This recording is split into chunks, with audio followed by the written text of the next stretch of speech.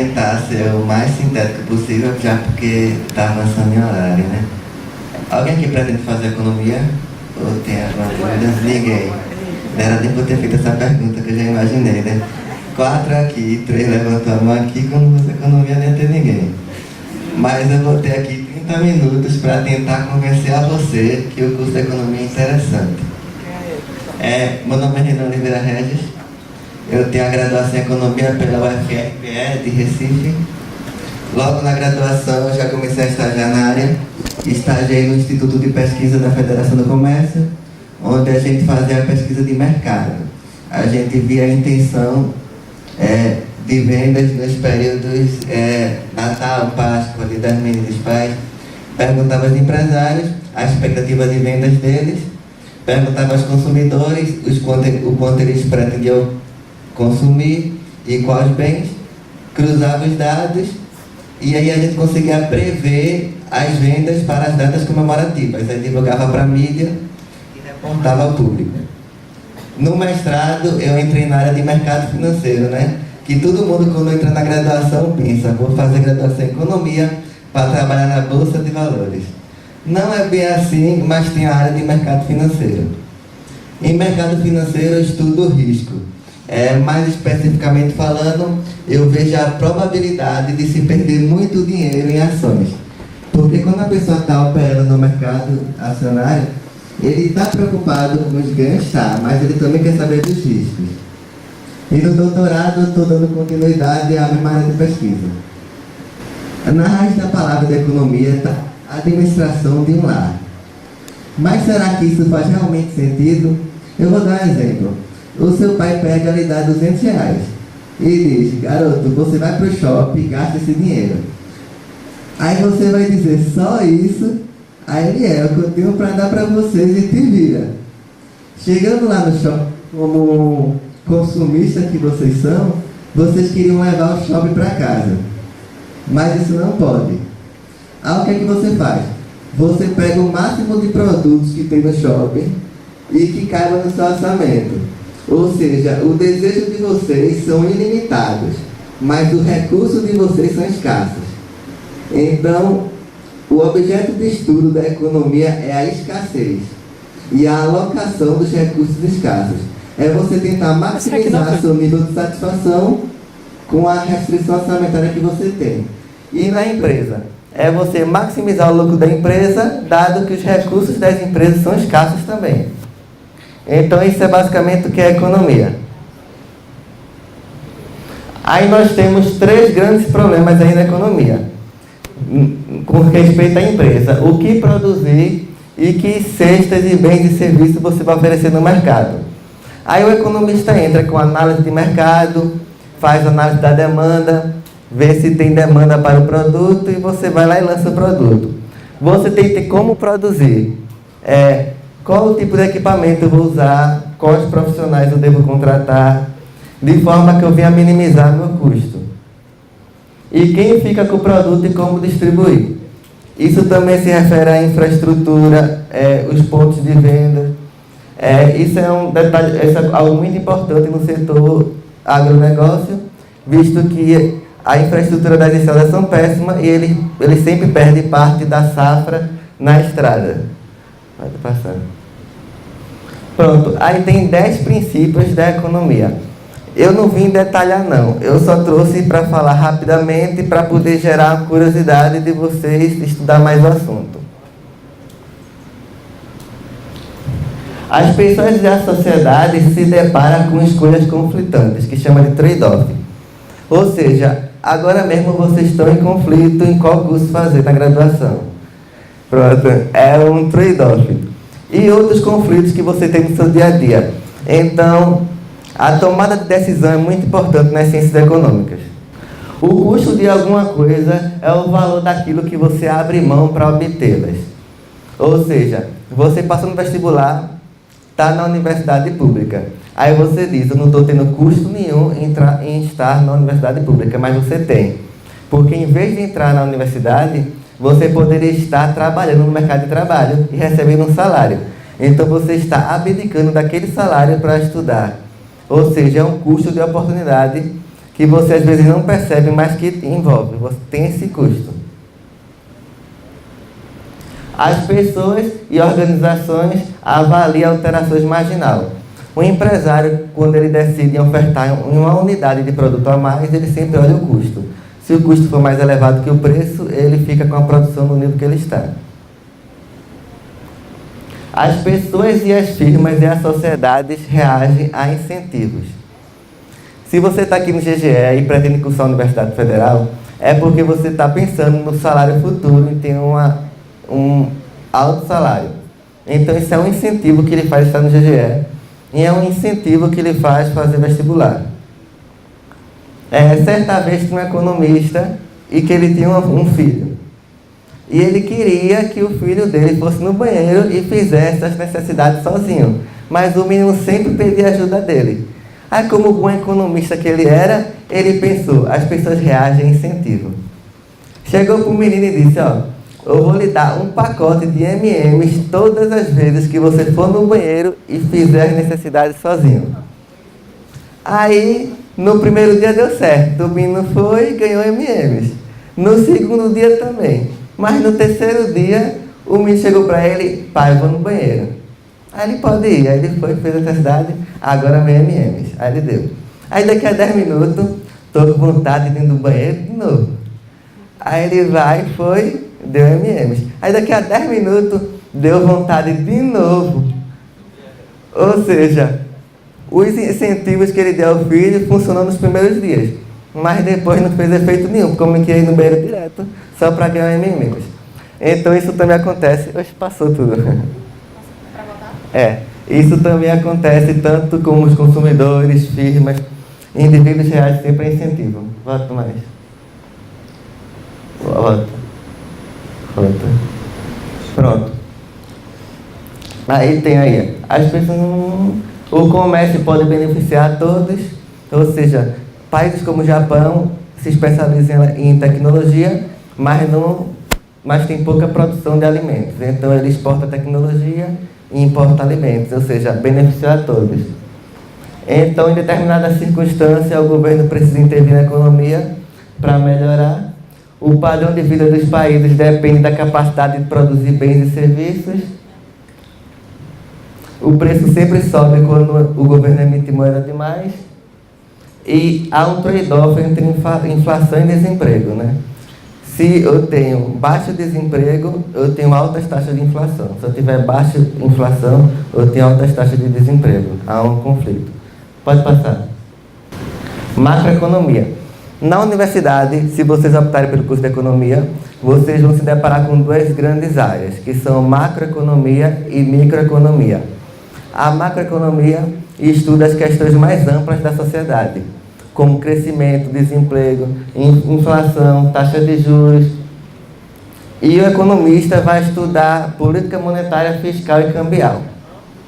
Na política fiscal, se refere às contas do governo.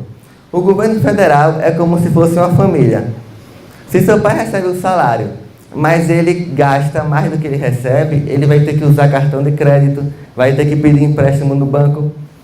E se ele mantém esses gastos elevados por muito tempo, ele vai terminar dando calote nas pessoas. A mesma coisa é com o governo federal. O Brasil hoje gasta mais do que arrecada em impostos. Então, para isso, ele está tomando empréstimo.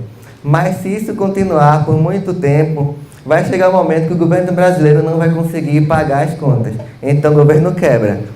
Então, o economista pode trabalhar na área fiscal, com políticas fiscais que ajudem ao melhor gasto eficiente do governo, de forma que a tributação compense os gastos. Política monetária. Quem faz política monetária é o Banco Central.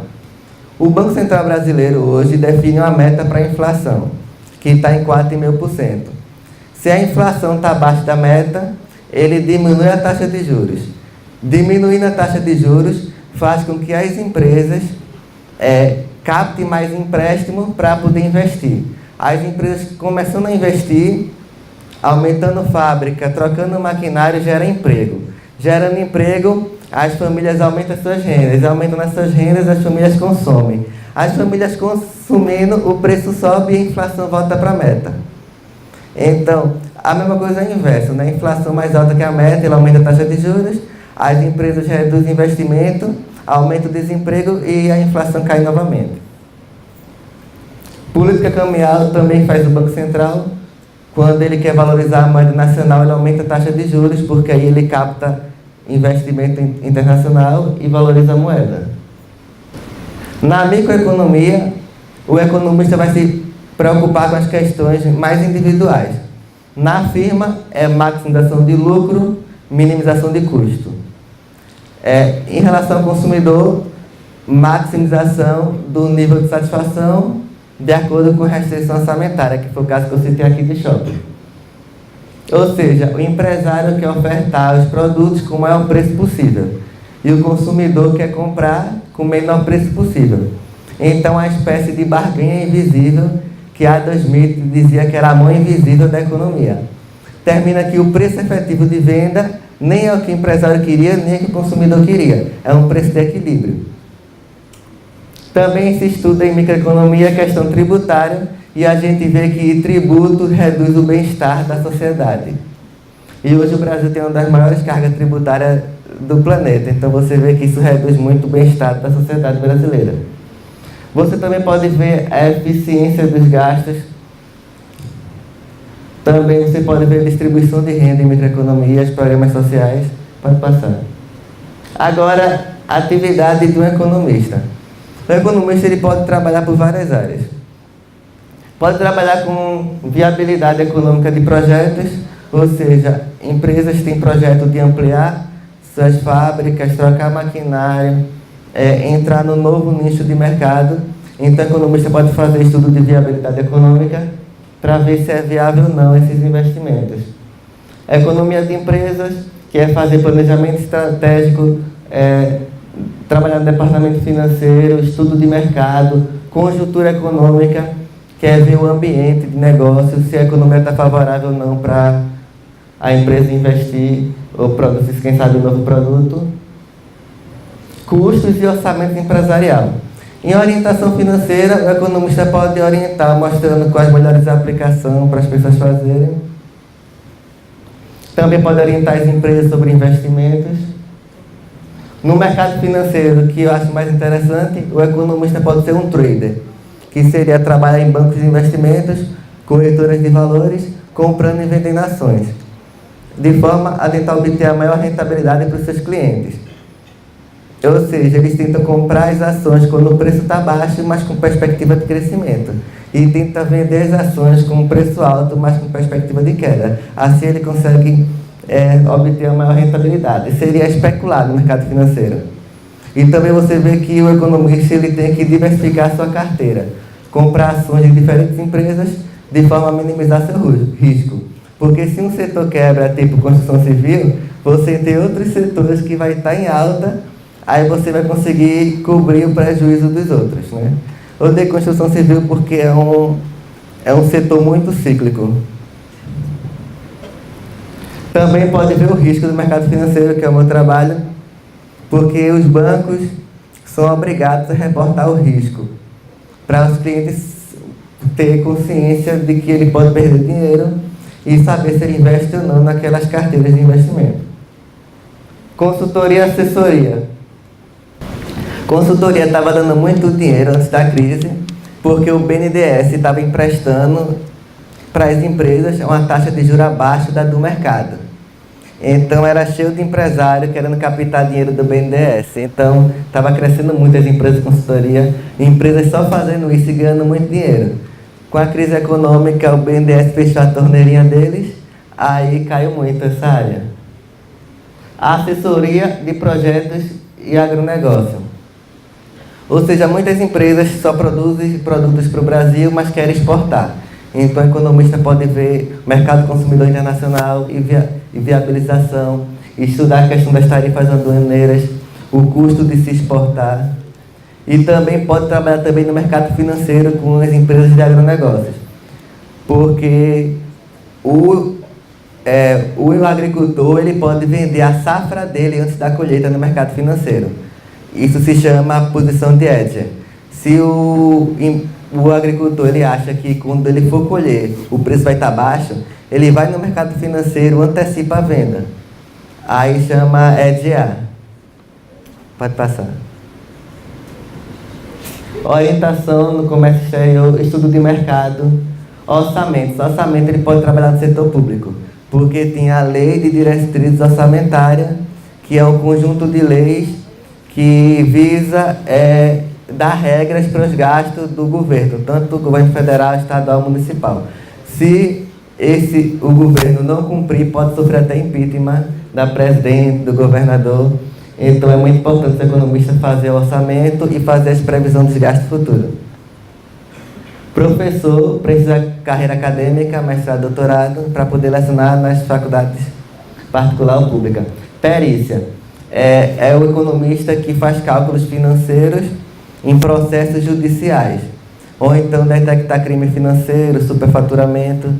É tipo uma função investigativa mesmo. Setor público, né? Planejamento, orçamento, financiamento e, como eu falei, com política fiscal na Fazenda, no Ministério da Fazenda, política monetária do Banco Central, que é o cargo mais concorrido em economia, é para economista do Banco Central. Salário inicial é R$14 mil, então é o mais concorrido que tem, é muito difícil de passar. Aí muita gente com doutorado tenta e não consegue, porque é bem difícil mesmo.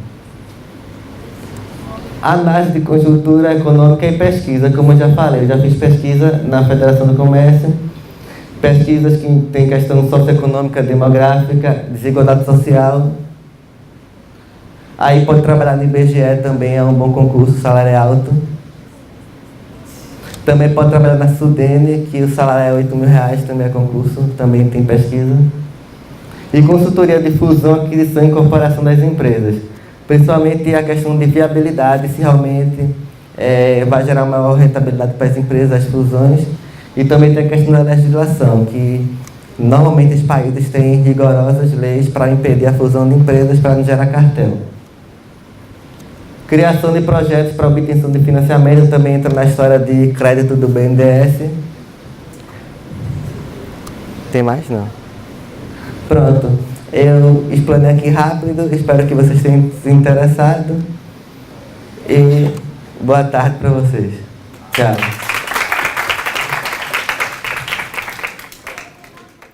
Para o economista, eu queria perguntar o seguinte: qual seria a medida para solucionar, na sua opinião, a crise no Brasil?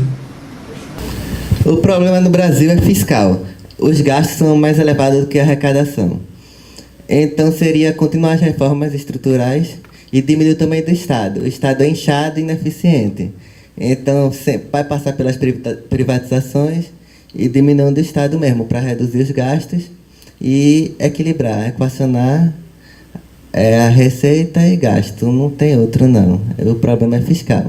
É com o governo. Por isso a importância da eleição, né? Você tem que estar de olho nisso. E ver candidatos que realmente têm soluções de ajustar as contas. Aqueles candidatos que vai dizer que tem que gastar mais, tal, que vai fazer acontecer, isso não tem mágica não. O problema é gasto mesmo. Tem que reduzir. Olá, se você gostou da palestra e quiser tirar alguma dúvida, pode entrar em contato comigo pelo e-mail renan.economia@hotmail.com.